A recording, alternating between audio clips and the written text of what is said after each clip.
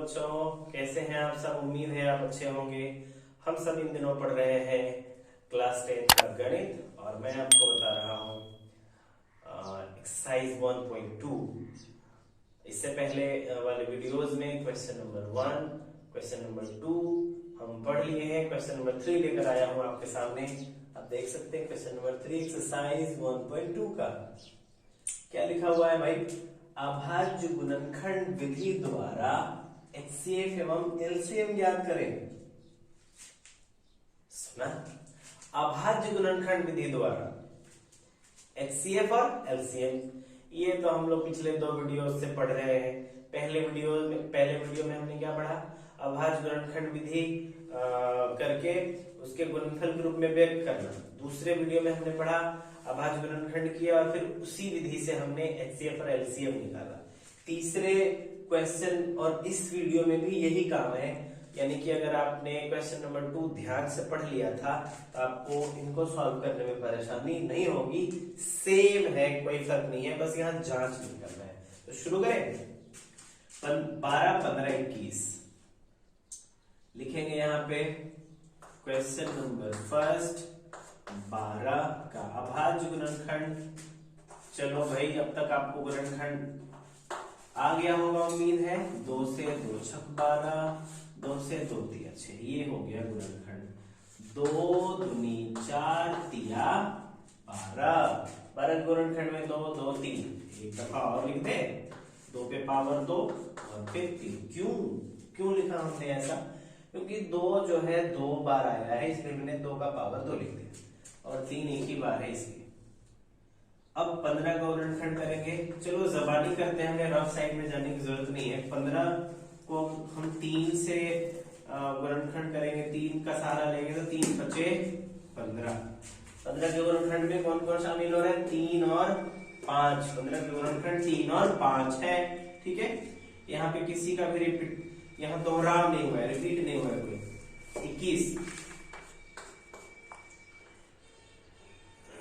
21 3 सते 21, इस तरह से। ये हमने यहीं पे कर दिया, रफ में जाने की जरूरत नहीं है, इतना हमें आता है। चलो भाई, तीनों का गुणनखंड हमारे पास हाजिर है। हम ध्यान से देखेंगे तीनों गुणनखंडों को, ठीक है। इसमें मैंने एरो लगाया, ये मैंने राइट क्लिक लगाया है ना, आप ध्यान से देखो। यहाँ पे तीनों गुणनखंडों को ध्यान से देखो। कॉमन क्या नजर आ रहा है। एचसीएफ हमने क्या सीखा था भाई, एचसीएफ हमने सीखा था, यहीं पे मैं बना दे रहा हूं, यहीं पे एचसीएफ हमने सीखा था कॉमन में से कम पावर वाले को। कॉमन है क्या है, इस लाइन में ऐसा क्या है जो इस लाइन में भी है और इस लाइन में भी है, तो हमें 3 नजर आ रहा है भाई। तीनों लाइनों में कॉमन 3 है और कुछ भी कॉमन नहीं है, ठीक है। तीनों लाइनों में 3 है कॉमन और तीनों के पावर सेम है, मतलब आपको सिर्फ 3 उतारना है, आंसर हो गया। चलो भाई, एलसीएम कैसे, कॉमन में से अधिक पावर, तो यहाँ अधिक और कम कोई है नहीं, सिर्फ 3 को उतारो। तीनों 3 के बदले 1 3, बाकी सबको उतार दो आप। 2 पे पावर 2 और फिर 5 और फिर 7, सबको कर दो गुना 1 7। चलो भाई करते हैं। 3 यहाँ पे 4 आपको दिखाई दे रहा होगा, 2 दूनी 4। चलो पढ़ना पढ़ते हैं। 3 चौके 12, 12 बचे 60, 60 सते। अगर 60 सते नहीं आता है तो 6 सते तो आता है ना, तो 6 सते 42, ये वाला 0 इसके साथ 420 भाई, तो 420। लो जी, एचसीएफ भी आ गया, एलसीएम भी आ गया, ठीक है। फिनिश। चलो अब हम बनाते हैं अगला क्वेश्चन। 17 का गुणनखंड करेंगे। तो 17 किससे टूटेगा भाई, 17 को अगर हम तोड़ने जाते हैं, 17 किसी से भाग नहीं जाता है। 17 जब किसी से भाग ना जाए तो हम खुद 17 से ही भाग देंगे 17 को, तो 17 का 17 हम लिखेंगे 17 गुना 1। उसी तरह 23 भी अभाज्य संख्या है। हमने पिछले वीडियोस में देखा है कि 23 अभाज्य संख्या है, तो 23 गुना 1 हो जाएगा ये भी। क्यों, क्योंकि 23 नहीं टूटेगा किसी से, 23 को भाग देने के लिए 23 का सहारा लेना पड़ेगा, 23 से ही भाग देना पड़ेगा 23 को, तो 23 से 23, ये दोनों हमने लिख दिया। सिमिलरली 29 गुना 1 हो जाएगा। ठीक है, हमारे पास गुणनखंड तीनों के मौजूद हैं। अब हम एचसीएफ और एलसीएम निकालेंगे। तैयार हैं आप? चलो भाई, एचसीएफ कॉमन, ठीक है, तीनों में कॉमन क्या नजर आ रहा है? तीनों में कॉमन क्या नजर आया? तो तीनों में कॉमन 1 नजर आया है, 1 हो गया एचसीएफ। Very simple. एलसीएम कैसे भाई?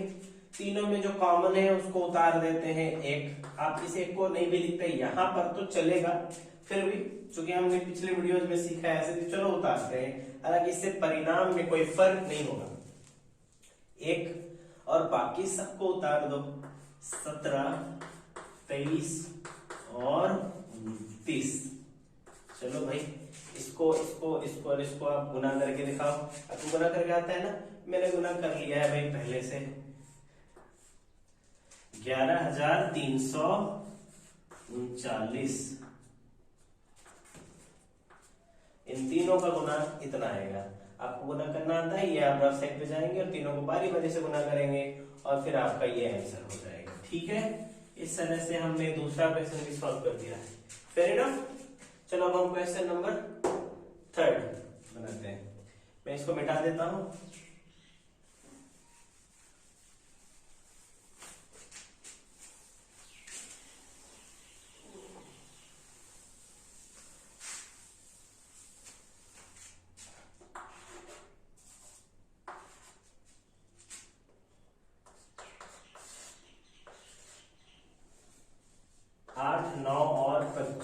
इन तीनों का बारी बारी से हम क्या करने वाले हैं? अभाज्य गुणनखंड। ठीक है, 8 को तोड़ते हैं भाई। 8 किससे टूटेगा? किससे टूटेगा जल्दी बताओ? 2 से। तो 2 चौके 8, 2 दूनी 4। ये 8 के गुणनखंड में 2 गुने 2 गुने 2। इसको एक स्टेप और लिख देंगे तो हम लिखेंगे 2 पे पावर 3। ठीक है, और फिर 9 को तोड़ते हैं। 9 को डायरेक्ट तोड़ते हैं, जैसे 3 तिया 9, 3 पे पावर 2। अब 25 कैसे टूटेगा भाई? 5 गुने 5, मतलब 5 पे पावर 2। ठीक है, ये गुणनखंड और ये गुणनखंड। पहले सही का चिन्ह जहां जहां लगाया है उसको आपको ध्यान से देखना है और उसके बाद आपको छांटना है एचसीएफ और एलसीएम। चलो भाई, 2 पे पावर 3, 3 पे पावर 2, 5 पे पावर 2। इस तरह से तीनों गुणनखंडों में हमें कुछ भी कॉमन नजर आया क्या? नहीं आया। तो जब कुछ भी कॉमन नहीं है तो वहां एक कॉमन है। कैसे? आप यहाँ पे एक बार देख लो कि यहाँ रह गया 2 को भाग देंगे तो क्या आ जाएगा? 2 एका 2 से ही भाग देना होगा 2 को, 2 एका 2। अगर हम इस पूरे गुणनखंड को लिखते तो हमें ऐसा लिखना होता, ऐसा 2 गुने 2 गुने 2 गुने ये 1। उसी तरह से 9 को हमने जो किया है, तो 9 को अगर हम इस तरह से गुणनखंड करते हैं 3 तिया 9, फिर हम इस 3 को भाग देते हैं तो 3 एका 3। तीनों को हमें ऐसे लिखना होगा इस तरह से। तो इस गुणनखंड में एक यहाँ भी शामिल हो जाएगा, एक यहाँ भी शामिल हो जाएगा। उसी तरह से 5 गुना 1 हो जाएगा, जैसा कि इन सबका हुआ है उस तरह से 1। तो आपने देखा इसके गुणनखंड और इसके गुणनखंड और इसके गुणनखंड में तीनों में क्या कॉमन है भाई? 1 कॉमन है। तो एचसीएफ क्या हो जाएगा बच्चों? 1, क्योंकि 1 के अलावा और कुछ भी कॉमन है ही नहीं। कुल मिला के जब कुछ कॉमन ना रहे वहां 1 कॉमन रहता है, क्योंकि किसी भी संख्या को हम 1 से तो भाग दे ही सकते हैं। तो 1 हो गया एचसीएफ। अब एलसीएम में आपको कॉमन देखना है, तो कॉमन तो 1 है, इसको हम नहीं लिखेंगे तो चलेगा, क्योंकि जब हम गुना करने लगेंगे तो 1 से गुना करने पे परिणाम में बदलाव नहीं होता है। तो रहेगा आपका क्या? 2 पे पावर 3, 3 पे पावर 2 और 5 पे पावर 2। तो 2 पे पावर 3, 3 पे पावर 2 और 5 पे पावर 2। ठीक है, सबको गुना करते हैं। 2 पे पावर 3 का मतलब क्या होता है भाई? 8। 3 पे पावर 2 का मतलब 9, 5 पे पावर 2 का मतलब 25। 2 पे पावर 3 8, 3 पे पावर 2 9, 5 पे पावर 2। ठीक है, ये आपको आता है ना। 2 पे पावर 3 कैसे हुआ होगा, ऐसे हुआ होगा। 2 दूनी 4, दूनी 8 हो गया। 3 पे पावर 2 मतलब 3 गुना 3, 3 दिया 9, और 5 पे पावर 2 का मतलब 5 गुने 5, 5 बचे 25। सब को गुना कर देंगे ना बच्चों, तो इन सब का गुणनफल जो आएगा वो कितना आएगा, 25 अठे 200 और 200 नवा 1800।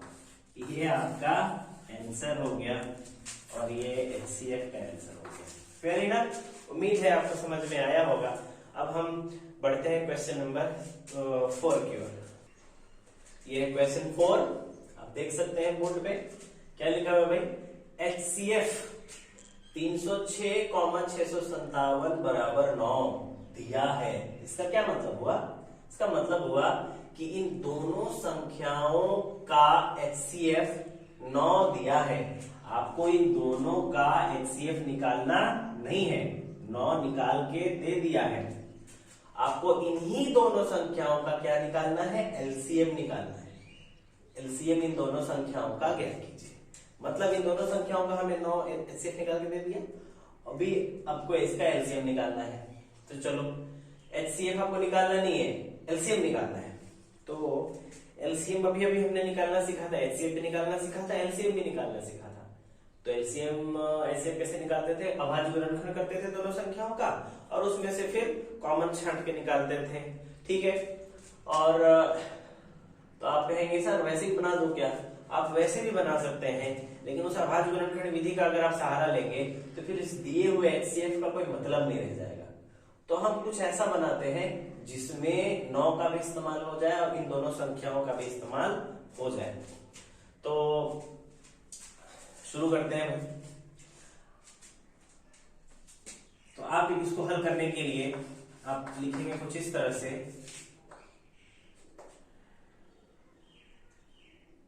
पहली संख्या बराबर 306, दूसरी संख्या बराबर 657, और जो HCF दिया है बच्चों वो दिया है 9, और जो LCM दिया है वो आपको पता नहीं है, वो LCM आपको दिया नहीं है, निकालना है। तो कैसे हल करेंगे, ये हमारा हो गया क्वेश्चन। अभी हम हल करते हैं। तो लिखेंगे हल करने का तरीका, जो हमें निकालना है उसी को इस तरह से लिखेंगे। LCM बराबर होता है पहली संख्या, मैं शॉर्टकट में लिख रहा हूं, पहली संख्या गुना दूसरी संख्या बट्टा HCF। मैंने बोला था ना कि LCM का हम अभाज्य गुणनखंड विधि से भी निकाल सकते हैं ना, लेकिन उसमें दिए हुए HCF का इस्तेमाल नहीं होता। तो हम कुछ ऐसा करें कि दिए हुए दोनों संख्याओं का भी इस्तेमाल हो जाए और दिए हुए HCF का भी इस्तेमाल हो जाए, तभी तो क्वेश्चन कुछ ऐसा बनाया है ना बनाने वाले ने। तो हमें LCM निकालने के लिए पहली संख्या दूसरी संख्या को गुना करना है, ठीक है, और HCF से भाग दे देना है, आपका LCM निकल जाएगा। ठीक है, मैं बनाता हूं, आप देखते जाओ। पहली संख्या 306 गुना दूसरी संख्या 657, और बट्टे में क्या है भाई 9, यानी HCF कितना है तो 9 हमने रख दिया। इसको सॉल्व कर दो आप, LCM आ गया, बस समझो आ गया। हमें क्या करना है, इन दोनों को गुना करना है और 9 से भाग दे देना है। या फिर अगर आपको काटना आता है तो यहाँ आप काट सकते हैं, 9 से आप यहाँ काट सकते हैं, या 3 से भी काट सकते हैं ऊपर नीचे। आपको जैसा सहूलियत लगे वैसा आप काम करेंगे, पर 9 का पहाड़ आपको आता जरूर होगा। 9 एका 9, 9 एका 9, इस 9 को मैंने 9 से काटा, तो 9 को 9 से काटा तो ऊपर भी 9 से ही काटना होगा, या तो इसको या तो इसको। चलो मैं इसको काट के दिखाता हूं। तो इसको काटेंगे तो हो जाएगा 9 तिया 27, 30 के सामने 27 काटे बच्चों। अगर आपको ऐसा काटना आता है तभी काटेंगे, नहीं तो आप दोनों को गुना करके भाग दे देंगे।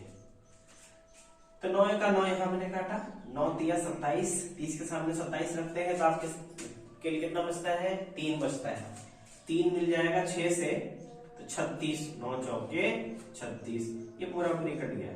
9 से ये पूरा पूरी कट गया, आया 34। हमारे सामने 34 है और 657 है। 34 गुना 657, ठीक है, इन दोनों को गुना कर देंगे अब, क्योंकि हमारे सामने अब नीचे जो है एक बचा है, अब नीचे एक रहता है हर में, तो उसका कोई वैल्यू नहीं रहता है, उसको हम नहीं लिखेंगे। अब इन दोनों को हम क्या कर देंगे भाई, गुना कर देंगे। गुना करने पे आपका जो आंसर आएगा वो आएगा 22,338। ये आपका आंसर हो गया, क्वेश्चन सॉल्व। आप देख रहे होंगे इन दोनों का गुना मैंने नहीं किया, ये आप अपने से गुना करेंगे, ठीक है ना, ये आप अपने से गुना कर लोगे, आपको यही आंसर मिलेगा। ठीक है, बड़ा सिंपल सा क्वेश्चन है, छोटा सा इसका सॉल्यूशन है, आप इस तरह से आप कोशिश करेंगे। आपको उम्मीद है समझ में आया होगा। हमने इस वीडियो में हमने क्वेश्चन नंबर 3 और क्वेश्चन नंबर 4 हमने पढ़ा।